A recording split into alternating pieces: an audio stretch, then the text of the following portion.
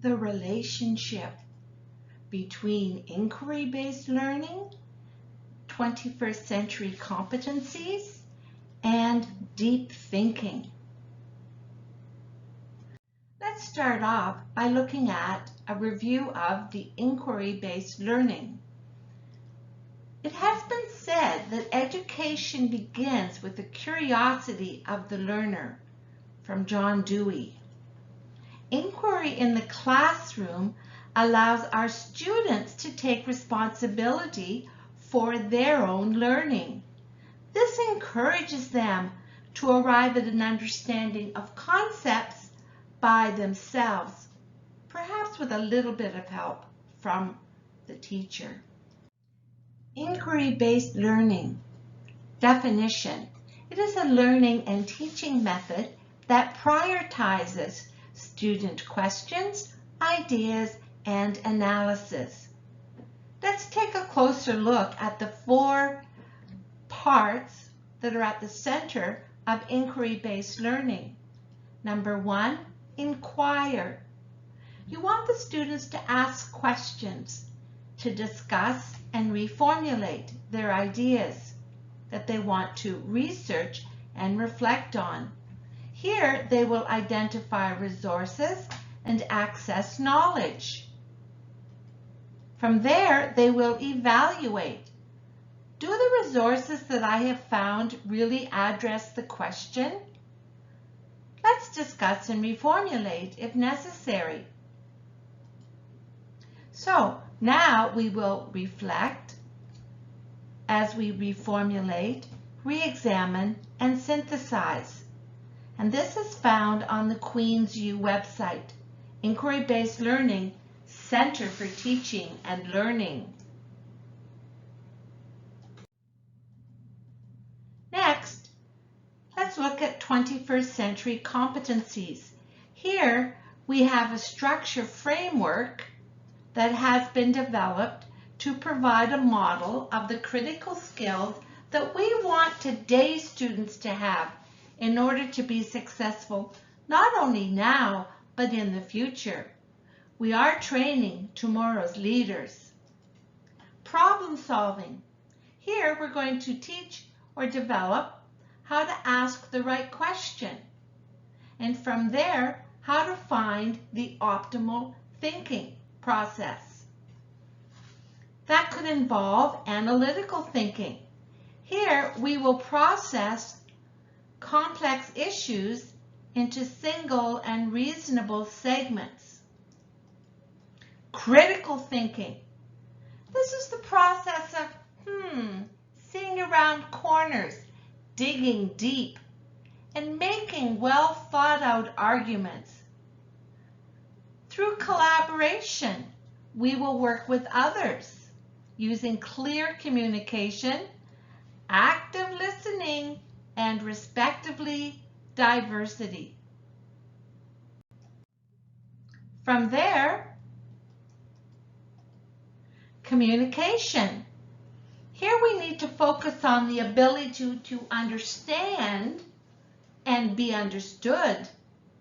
We need to adequately express our thoughts and our ideas.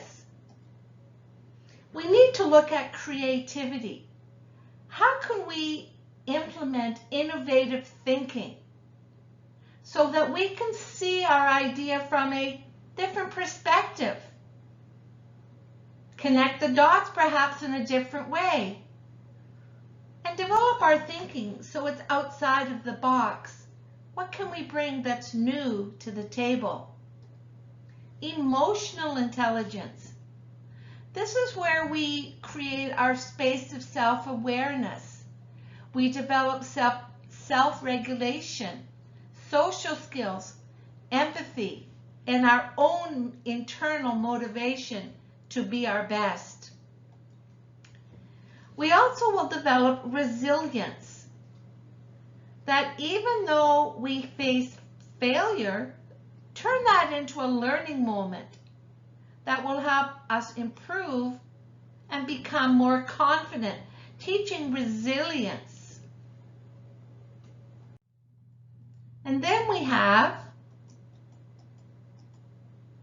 technology, knowledge, and use.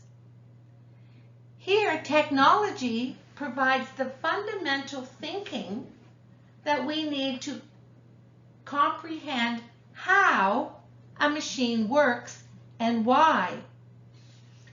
We need to allow our students as individuals to understand and take advantage of these wide range of technologies that are available now, but also, and probably more importantly, prepare for future technologies.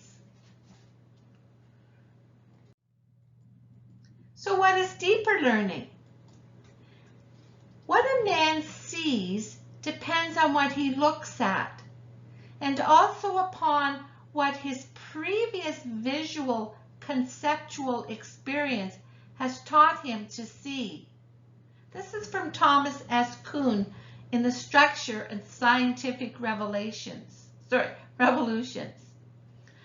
By definition, think deeply means go beyond what you think you know. This means to not be tied to preconceived ideas, but go beyond by asking questions, observing, being aware, searching out new ideas and new approaches.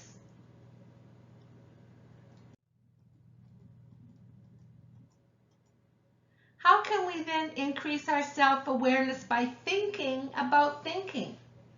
So we need a purpose. And in this purpose, we need to know what it is we are trying to accomplish. We can ask questions. What questions should I raise? Or should I address? Am I looking at all the angles and all the complexities to this question? Am I getting the right information that I can use as part of my conclusion? Or do I need to look further? Inferences. How do I reach the conclusion that should be made, that's appropriate for the situation? Perhaps there's another way to interpret the information. I need to look at this. So how can you become a deep thinker again? Ask yourself, what are the concepts? What is the main idea? How can I explain this main idea? Assumptions. What am I taking for granted? How can I prove if it's actually true or not? Implications. If someone were to accept my position that I'm proposing, what would be the implications? Points of view. From what point of view am I looking at this issue? Could there be another point of view that I need to consider? To answer the question that we were given at the beginning, what characteristic is common to inquiry-based learning, 21st century competencies, and deep thinking? What is the common thread? Well, we've looked at all three of them, and when we dig a little bit deeper, we see that all three rely on critical thinking. In inquiry-based learning, we ask questions and we seek answers to these questions through critical thinking, problem solving, and decision making. Critical thinking is also at the core of 21st century competencies. Critical thinking, problem solving, decision making. And deep thinking is an integral part of critical thinking. And again, we have critical thinking, problem solving, and decision making. Without critical thinking, there would be no relationship between the three, and we really wouldn't be able to obtain the results that we want.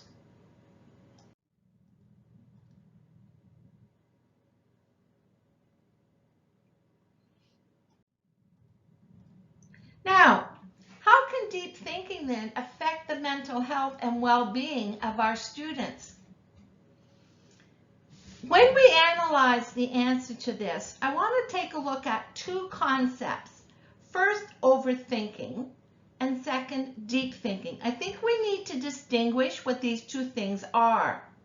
So overthinking is when you continually are thinking and overanalyzing the situation or things the same way, or you're thinking about what someone has said. So you begin to dwell on that situation and you begin to obsess about it. And by doing this over a period of time, you're creating networks of anxiety in the brain, adding stress to our body. And this can lead to mental and physical health issues. But when we use deep thinking, we're analyzing our information in a positive way. We're asking questions and we're giving direction to what we're trying to learn.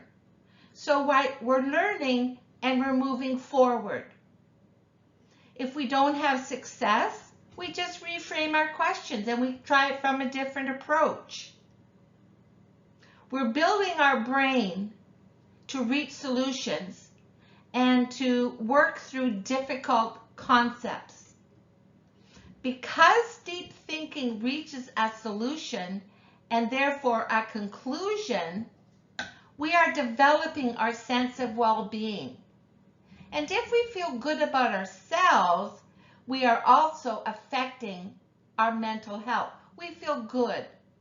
We have a good feeling about ourselves. And that's what deep thinking can do for us. Sometimes deep thinking makes you feel better. And as always, here are my resources.